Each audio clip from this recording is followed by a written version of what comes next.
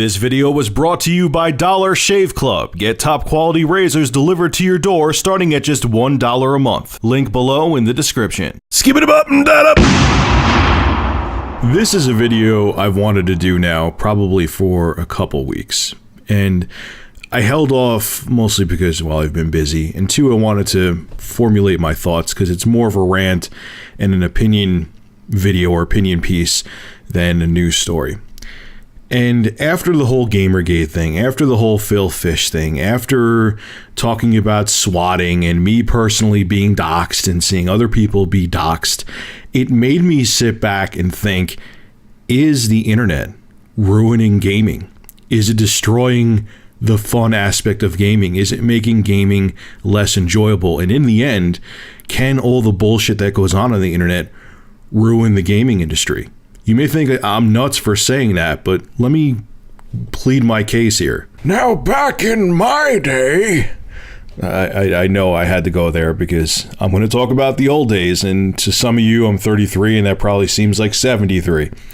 But back when I was gaming as a kid, probably the same age as a lot of you watching this, in maybe 10s, teens, early 20s, gaming was a lot simpler. And I'm not talking about the games themselves. I'm talking about the social aspect of it. The biggest issue you may have had is having a friend come over or play a two-player game with you, and he pisses you off and you stop playing, or you get into a dumb argument and he goes home or whatever. I mean, that was the most that came of it. And it was fun. And the thing to it too, the thing about it, I should say, use proper English here, is gaming was more social because of the fact that there wasn't online. Now, gaming, you don't see kids hanging out as much. I've seen this a lot. A lot of times they just play online together. Back when I was young, God, I sound old saying that, but it's true. Back when I was young, to play a game with somebody, they had to physically come over to your place, or you had to go to their place, and you had to play together. I know that sounds like something totally out of this world to especially you very young guys out there, but that's how it went down. Now, that's kind of something that was off topic. I didn't even think about talking about that until I hit the record button in Sony Vegas.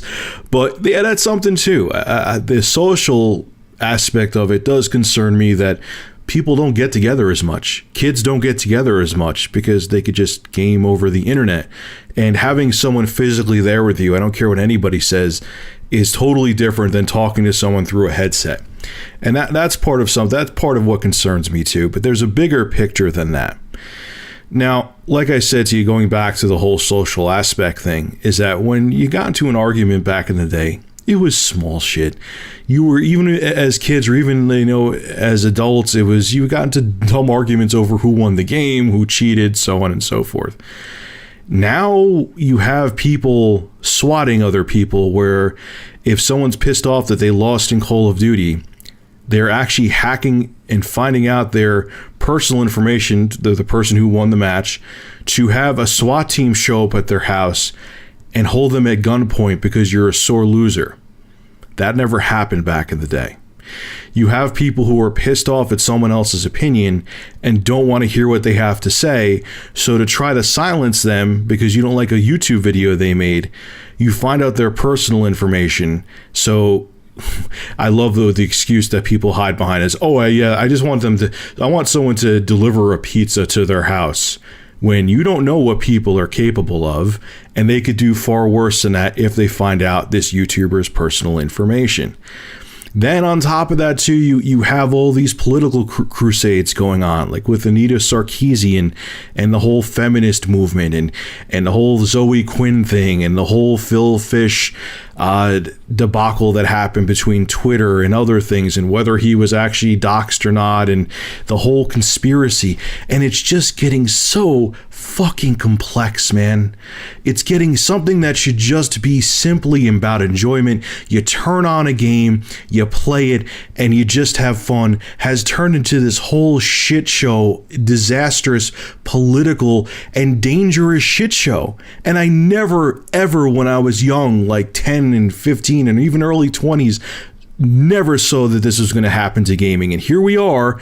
I feel like, there should be a CNN channel dedicated to gaming. It's crazy. Hell, even going back to my early 20s, I didn't game. There was a dry spell with me with gaming for a while, but I did have a PS2. And I remember my parents for Christmas got me the Ethernet adapter for the PS2. If you remember, the fat PS2 didn't have internet capability built in. You had to buy an adapter to plug into the back of it. And I just remember how fun it was and how blown away. The first game I ever played, I may have said something different in the past, but the first game I ever played online was the Lord of the Rings game. I think it was the Lord of the Rings Return of the King. I could be wrong about that. This is just totally coming to my mind right now as I'm spitting into this microphone.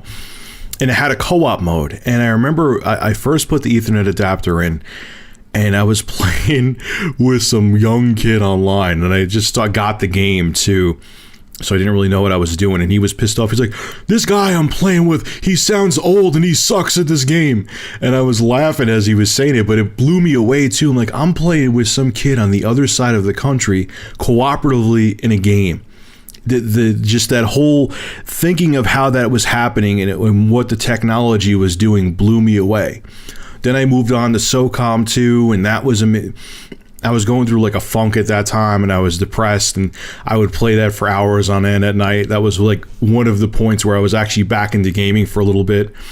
And then I played Killzone, the original Killzone online. I had fun with that. But my point being is not to give you a history of me with online gaming, is that it felt a lot more innocent and a lot more fresh back then. And there wasn't this whole political side to it. You didn't have to worry about if you kicked someone's ass in Killzone that they were going to send a SWAT team to your house. And I'm afraid that because things are it's almost like gaming's getting too big for itself. And I'm afraid that if this happens more often, and we deal with those political crap, and we deal with people being threatened and people having police show up at their house, that people are going to be scared away from gaming. And it could happen. I mean, hell, imagine having a SWAT team show up at your house. Would you be as excited about gaming after that happened? I don't think so. Now let's talk more about the whole political side of it and the whole feminism movement that's going on with Anita Sarkeesian. Now, it seems on the surface noble.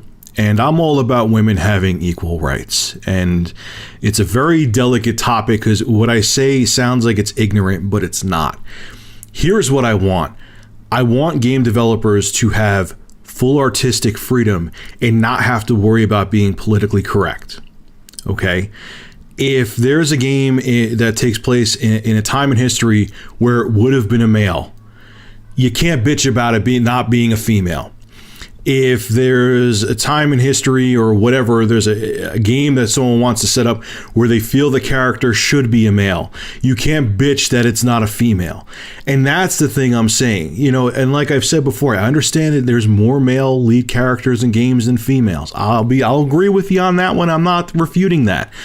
But that's like me complaining that Lara Croft wasn't a male in Tomb Raider. They feel artistically it should be a female. I have no problem with it. If the next 10 games that come out, the next 10 AAA games that come out all have female lead protagonists in them, I'll be okay with that. If the next 10 games that come out after it have 10 male leads, I don't give a shit. I just want the game to be good. If the developer feels the lead character should be female, that's what I want. If they feel it should be a male character, that's what I want.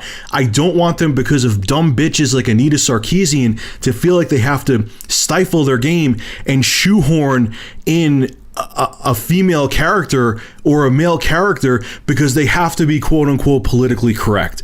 Let me ask you, during the NES days and the Sega Genesis days and the Super Nintendo days, when people were, there better be a male character, there better be a female character, or I'm going to cry foul.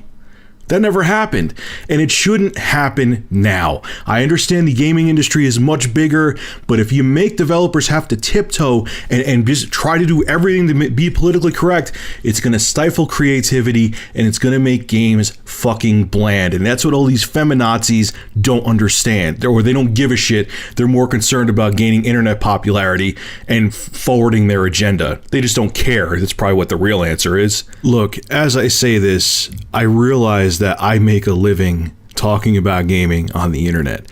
So as I say this, I'm very thankful that the internet has evolved into what it is.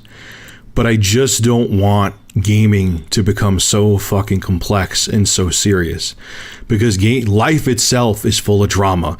Life itself is complex, and life itself is serious. Gaming is designed to be an escape from that.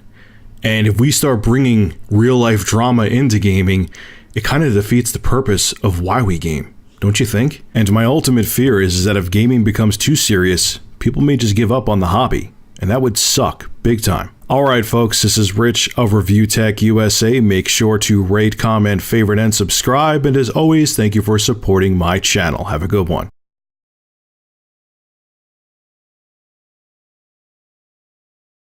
The preceding video was brought to you by Big Cheese's YouTube channel. For gameplay reviews, gaming music, and vlogs, subscribe to Big Cheese VG. Link below in the description.